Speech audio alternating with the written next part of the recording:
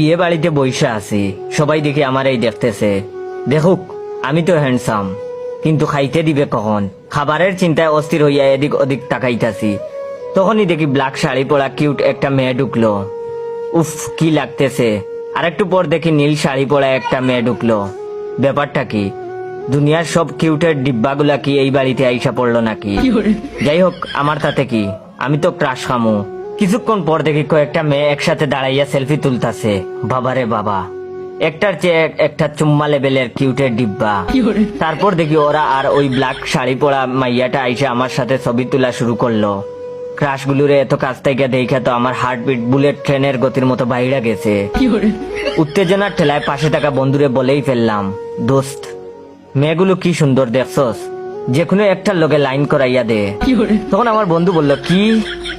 বন্ধু দেখি আমার কথা শুনে ঠাসকে খাইয়া গেছে।